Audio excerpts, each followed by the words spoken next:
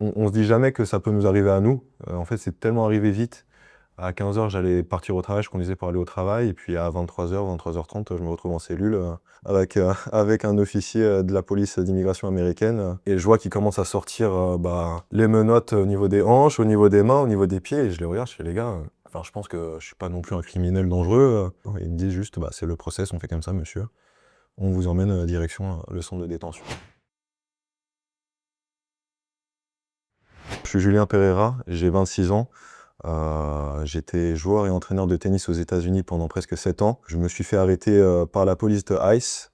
J'ai été placé en détention pendant 1 mois, puis libéré sous condition, avec un bracelet électronique, pareil pendant 1 mois avant d'être expulsé, et repartir en France. Vu que j'étais étudiant pendant 6 ans, j'ai eu un visa étudiant pendant 6 ans. J'ai eu, ce qui s'appelle un OPT, c'est une autorisation de travail, légale et après ça, après l'OPT, bon, on doit partir sur un visa travail ou alors une green card ou peu importe le visa, mais en tout cas, on repart sur une autre forme de visa. Le visa étudiant est plus valide. Mon avocat et mon employeur me disaient: «Bah, tout est bon, le visa arrive bientôt, dans 2 semaines, tu vas pouvoir rentrer en France voir ta famille très bientôt, y a aucun souci en ce moment, t'inquiète pas». Alors que j'étais en direction pour aller travailler, j'étais dans la voiture et on m'appelle et mon employeur me dit: «Bah, il faut partir des États-Unis aujourd'hui».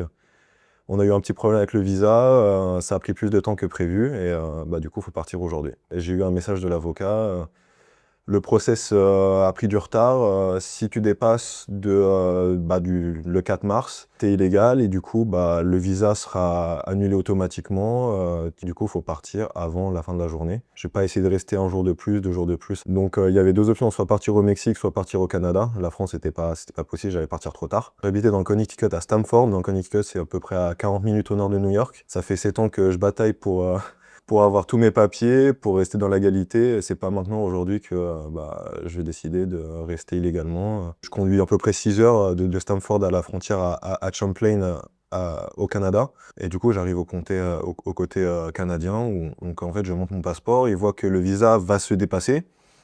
Il me pose quelques questions, j'écoutais, je fais: «Si moi je cherche juste à partir des États-Unis, pour rester légalement aux États-Unis». Il me demande une preuve de renouvellement de mon visa. Du coup, j'appelle mon avocat me dit: «Bon, bah, écoutez, on n'a jamais fait le renouvellement, donc c'est un peu compliqué».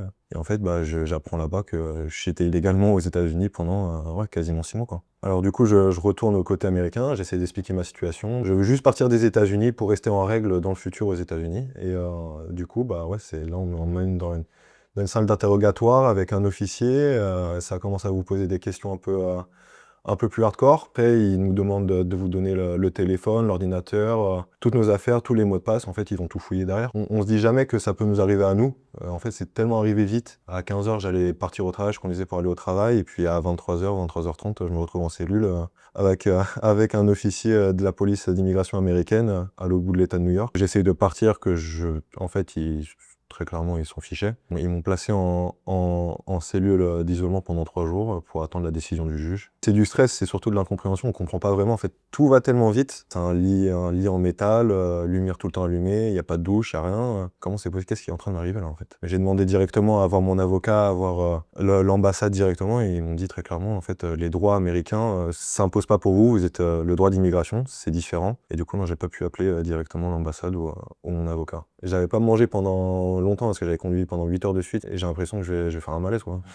J'ai réussi à envoyer un message à mon père au bout d'un moment et où je lui dis: «Bah, très clairement, ça sent pas bon, quoi. Vu comment ça se passe, ça va pas bien se passer». Pendant 3 jours, on se pose des questions: «Qu'est-ce qui va se passer? Où est-ce que je vais aller?»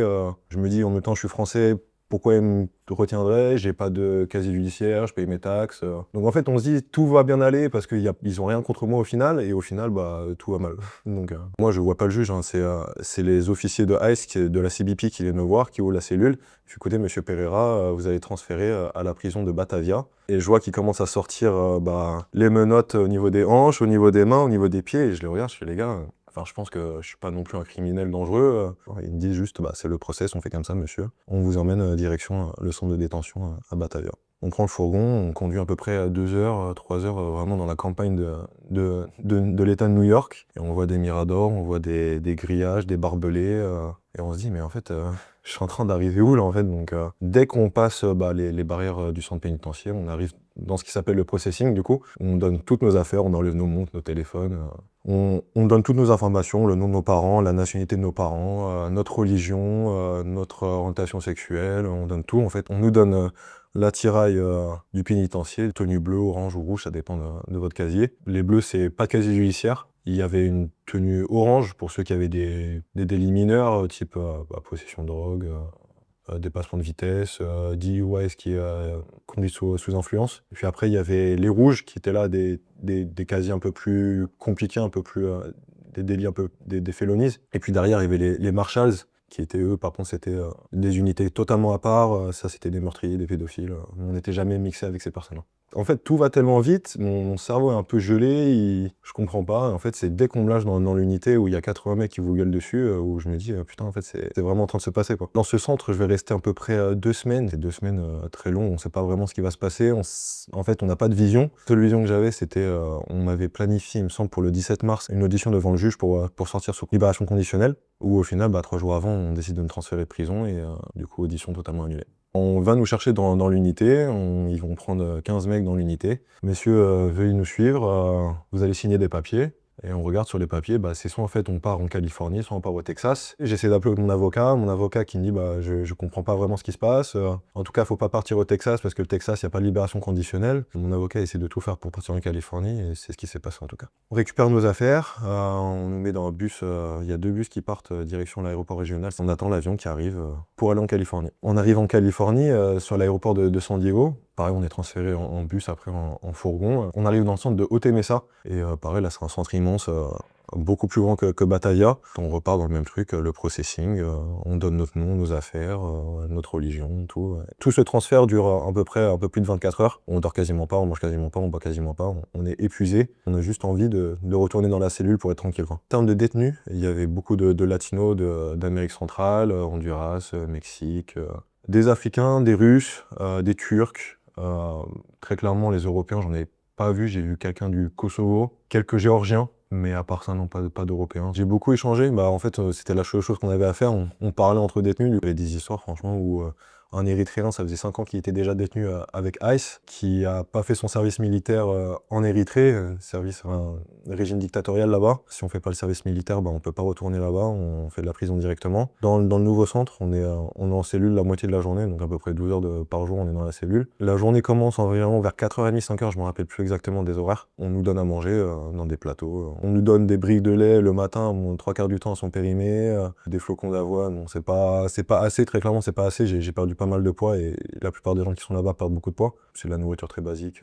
Au bout de 10 jours, j'arrive à voir un juge, mon avocat, des amis qui sont au courant de la situation m'écrivent des lettres, me font un dossier pour dire écoutez, monsieur Pereira est un bon citoyen, il est bien intégré à la société américaine. Le juge me dit écoutez, monsieur Pereira, je comprends pas vraiment pourquoi vous êtes là, mais je vois que sur le dossier de votre avocat, il manque une signature où je peux pas vous laisser sortir. Il y avait une trentaine de lettres de citoyens américains avec que je côtoyais quasiment quotidiennement, mes employeurs, enfin tout ce qui pouvait m'aider pour pouvoir sortir de ce merdier. Mais ouais, c'est la signature de l'avocat qui était pas présente qui a fait que je suis pas sorti ce jour-là. Je retourne dans ma cellule et j'arrive à appeler mon père juste après. 24 heures avant, on me dit que je vais sortir, que tout le dossier était béton, bien constitué, et au final, non, je me retape un nouveau passage devant le juge, on sait pas quand. Mais en fait, j'étais limite extasique. On revient dans la cellule et en fait, on a la haine, quoi. On a la haine, on comprend pas pourquoi on est là, on se sent entubé depuis le début, et puis quand on nous remet en cellule comme ça, on se dit, mais